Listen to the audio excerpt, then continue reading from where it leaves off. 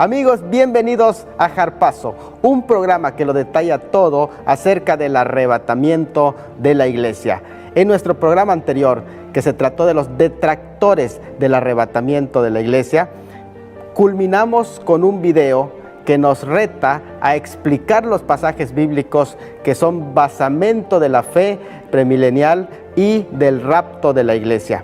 Para ello, entremos en materia en un área que se conoce como la hermenéutica, el análisis hermenéutico. Bueno, la hermenéutica general en sí es la ciencia de la interpretación bíblica que trata de los principios y de los métodos, así como de las reglas de la interpretación. Y cuando hablamos de la hermenéutica escatológica nos referimos a esa rama de hermenéutica especial que se encarga de describir los principios que rigen la interpretación específica de los pasajes de carácter profético o apocalíptico, o lo que le llamamos la revelación escatológica. Hoy la Biblia nos da un amplio panorama acerca de la hermenéutica de la escatología, especialmente el tema profético. Es un tema que no debería quedar oculto para las personas y para los creyentes en especial. El libro de Daniel capítulo 12 versículo 9 ciertamente dice: sella estas palabras, que sean selladas y cerradas hasta el tiempo del fin. Y en este momento estamos en el tiempo del fin, en el que estas palabras tienen que ser analizadas, estudiadas y ahora con todos los acontecimientos revelados delante de nuestros ojos. Apocalipsis 1:1 nos dice que es la revelación de Jesucristo, refiriéndose a las profecías bíblicas, y esta revelación dice que se la dio para manifestar, y la palabra manifestar aquí es poder sacarlo a la luz para que todos puedan ver. Entonces es la intención de Dios que conozcamos las profecías bíblicas. Algunos cuando estudian la Biblia y llegan a los temas proféticos ya no quieren saber nada que tenga que ver con Daniel, con Apocalipsis o con libros de la profecía bíblica, porque les da temor. Algunos dicen, pues se nos da miedo hablar de Apocalipsis por toda la imagen que presenta y no logramos entender. Pero la palabra del Señor nos enseña que estas cosas han de suceder pronto y que debemos de tener la mente de Cristo para entenderlas. Ahora, 1 Juan 2:27 dice que nosotros tenemos la unción del Santo y no tenemos necesidad que nadie nos enseñe, sino que el Espíritu Santo nos iba a revelar todas las palabras que Él enseñó a sus siervos, los profetas y también los apóstoles. Cuando llega el tema de la profecía, el Espíritu Santo no nos abandona. No dice, bueno, ahora en profecía les dejo, pongo a un lado mis conocimientos, sino que se acerca como un amigo a enseñarnos y a explicarnos los temas proféticos. Aún cuando se trata entonces del género profético, ahí está el Espíritu Santo que tenemos, que nos enseña. Él es el maestro en la revelación escatológica. Así que siendo el Espíritu Santo el maestro quien reveló estas enseñanzas, también viene a explicarnos de una manera clara y sencilla. Bueno, vamos a ver el siguiente video que nos explica cuál es la perspectiva general de la gente y de los científicos en este momento con respecto a las cosas futuras. Curiosamente, la ciencia moderna parece confirmar que se están revelando esas señales. Los científicos están de acuerdo en que el mundo terminará y también en que muchas de las características del fin del mundo serán similares a los fenómenos y catástrofes descritos en el libro de la Revelación. Ahora bien, discrepan en si se trata de la voluntad de Dios, tal y como se profetiza en el libro, o si son meros accidentes del mundo natural. Con todo lo que la explicación científica nos da, tenemos algo en mente muy interesante, que es que la escatología bíblica tiene que fundamentarse en la palabra de Dios, así que entremos de lleno a la hermenéutica y analicemos los textos bíblicos. Vamos a basar esta consideración en 2 de Pedro 3:14 al 16, que dice: por lo cual, oh amados, estando en espera de estas cosas, procurad con diligencia ser hallados por Él sin mancha e irreprensibles en paz. Y tened entendido que la paciencia de nuestro Señor Jesucristo es para salvación, como también nuestro amado hermano Pablo, según la sabiduría que le ha sido dada, os ha escrito casi en todas sus epístolas, hablando en ellas de estas cosas, entre las cuales hay algunas difíciles de entender, las cuales los indoctos e inconstantes tuercen, como también las otras escrituras, para su propia perdición. Algunos términos que son muy importantes. La palabra escatología. La palabra escatología se trata de la doctrina de las últimas cosas, del cosmos y de la vida ultratumba. La palabra eschatos quiere decir último y se trata de lo último. Y en Apocalipsis capítulo 1 versículo 8, esa palabra se aplica a Cristo, que Él es el primero y es el último. Pero la palabra también, escatología, tiene relación con la teleología, porque la teleología viene de propósito.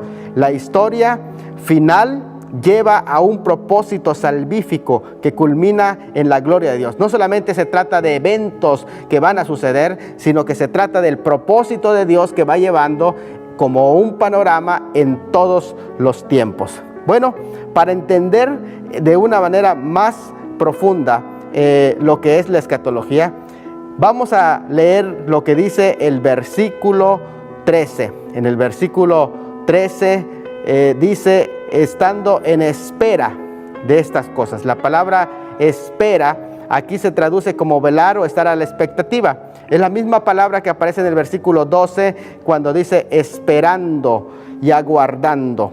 Y la palabra del versículo 13 dice esperamos según sus promesas cielo nuevo y tierra nueva. Es un sinónimo de la palabra esperanza. Y esta palabra esperanza es un asunto de escatología. Desde el Antiguo Testamento se nos habla de una esperanza, algo que viene a futuro. Y en el Antiguo Testamento habían ciertas imágenes de la esperanza. Primero se hablaba de la esperanza de la venida de un Redentor, que el cual descendería de David y que sería un siervo divino y un siervo sufriente. También se menciona la esperanza del reino de Dios, la esperanza del nuevo pacto, la esperanza de la restauración, la esperanza del derramamiento general del Espíritu Santo, la esperanza del día del Señor, la esperanza de los cielos nuevos y la tierra nueva. Todas estas esperanzas iban a cumplirse con la llegada del Mesías que estaba prometido. Así que esa era la escatología de la venida del Mesías, aunque nunca existía en los conceptos veterotestamentarios la distinción entre la primera y la segunda venida del Mesías. Amigos, vamos a un corte y cuando regresemos vamos a explicar un poquito más acerca de los últimos días.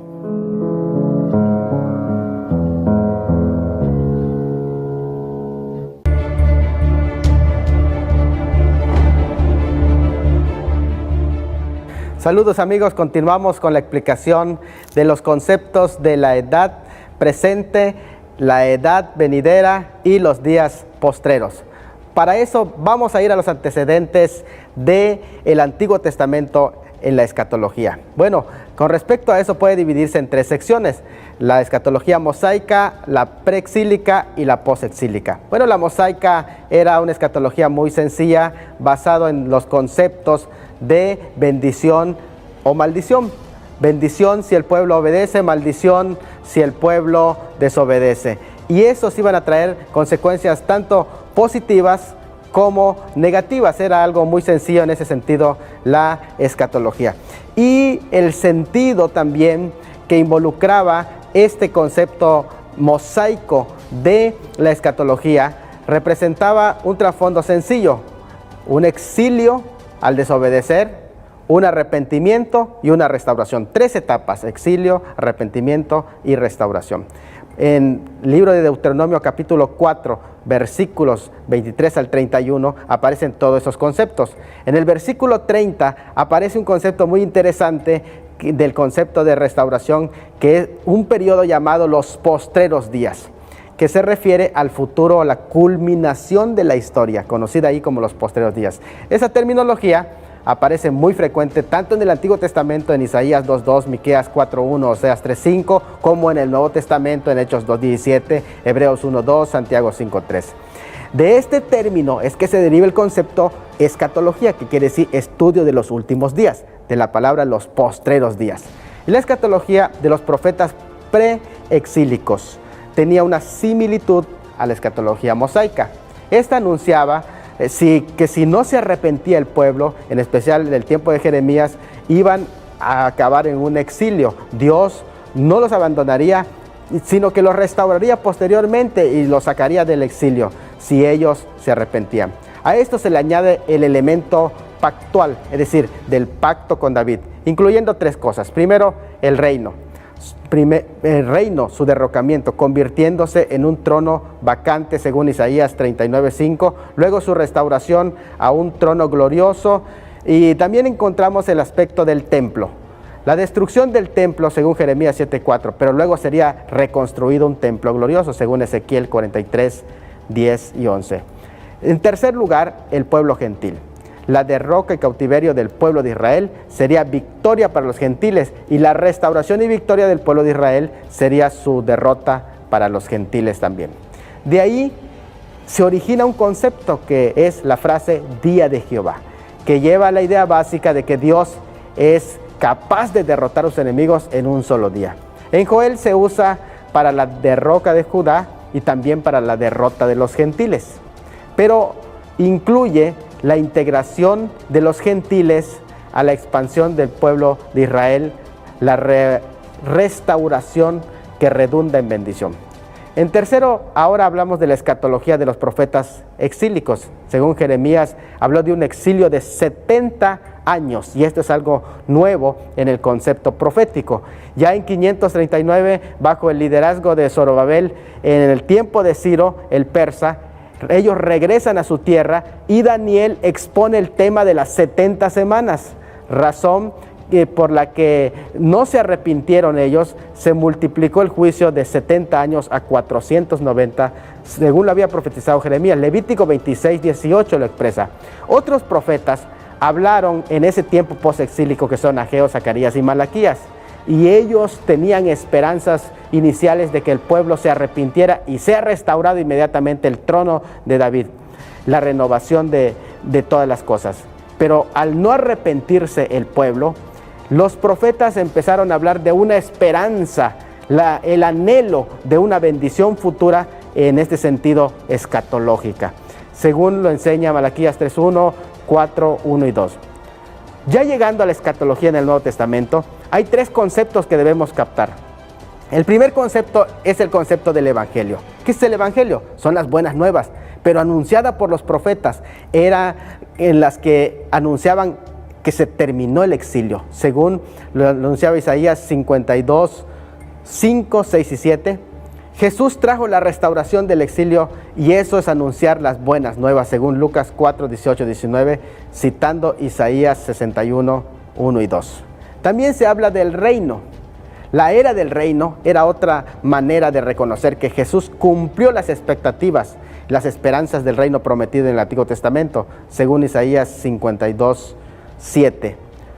Tu Dios reina. La restauración ha llegado, pues el reino de Dios se está estableciendo sobre la tierra en forma. Se ha inaugurado con su primera venida y continúa con la era de la iglesia en forma de misterio. Sin embargo, tendrá una consumación final con la segunda venida de Cristo. Hay otro concepto en la escatología del Nuevo Testamento, que es días postreros.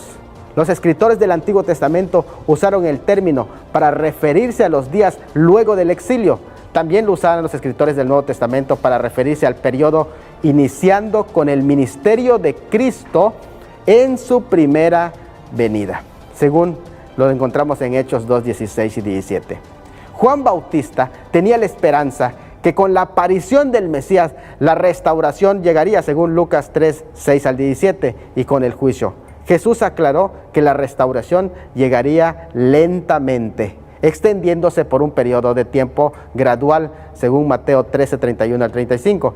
El ejemplo de la parábola de la semilla y de la levadura son muy claras al respecto. Su venida inauguraría el reino. La segunda etapa es la continuación del reino, y la tercera es la consumación del reino. La medida plena prometida por los profetas llegaría solo en la consumación. Vamos a un corte y continuamos con nuestro programa cuando regresemos.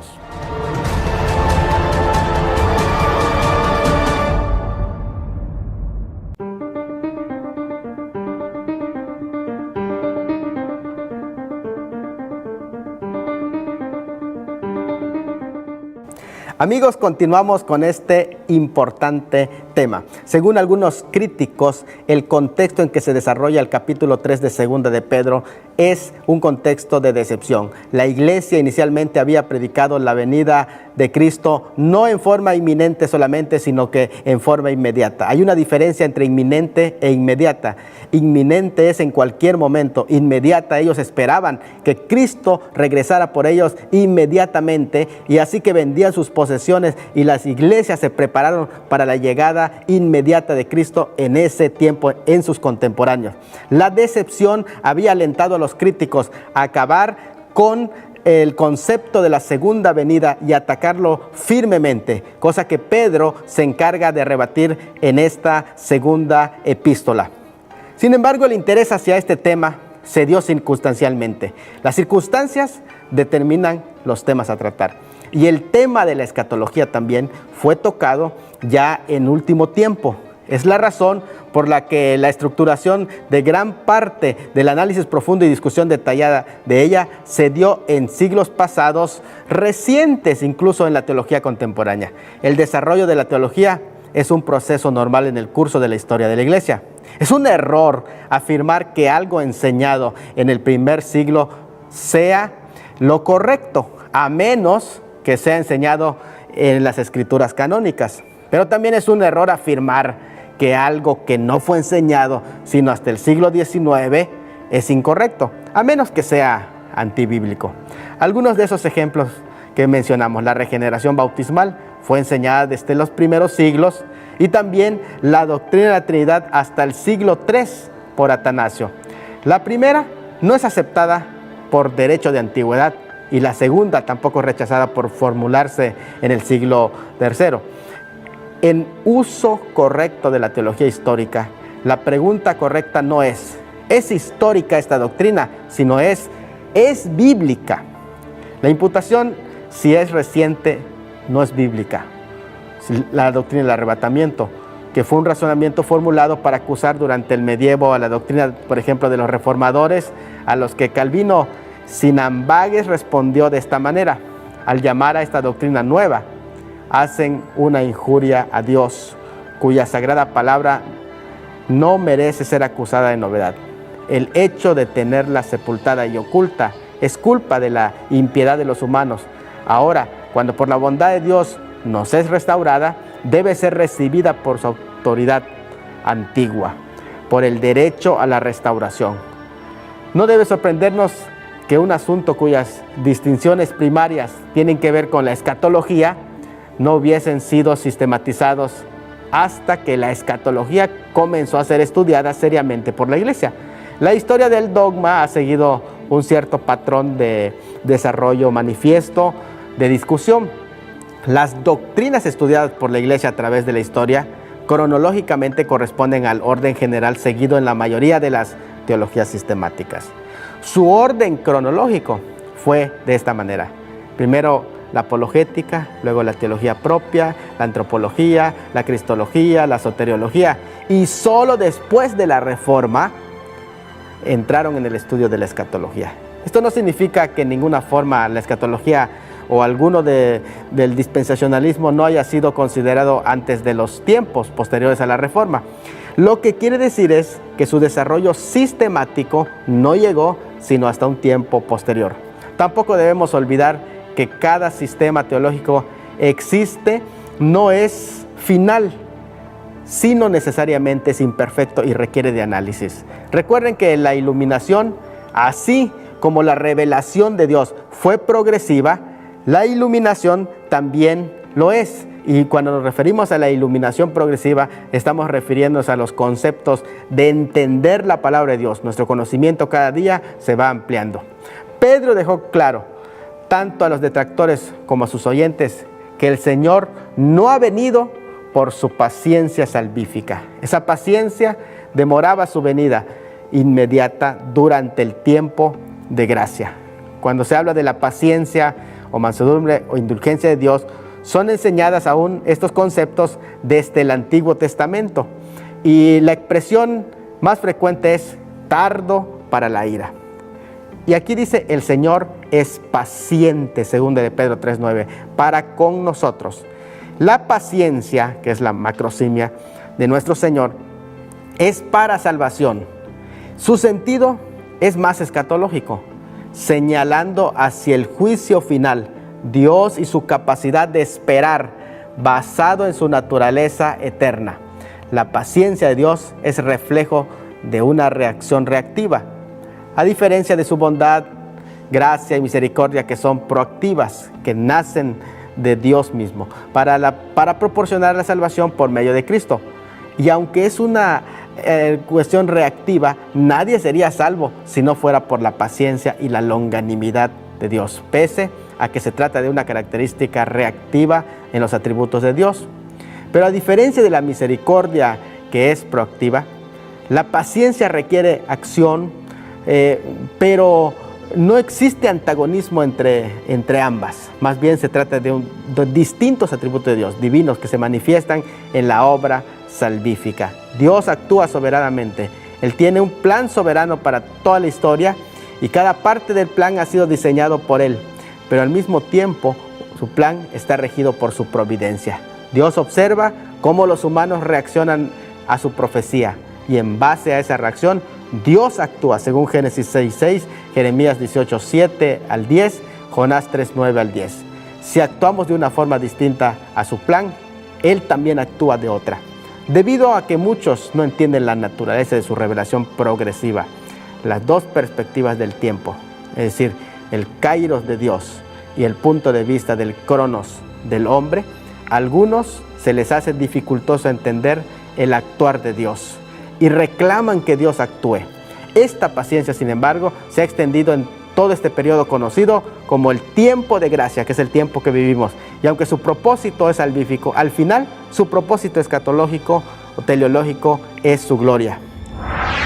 Amigos, hemos llegado al final de este programa, pero el tema se extiende para la próxima programación. Así que no se pierda usted, vamos a estar hablando de la escatología de Pablo con relación a la escatología de Pedro. Vamos a darle continuidad a este tema. No deje de sintonizarnos, esté al pendiente, visite nuestras redes sociales, Veracidad Channel, le esperamos y deje su comentario. Se despide su amigo Salomón de la Cruz. Hasta la próxima.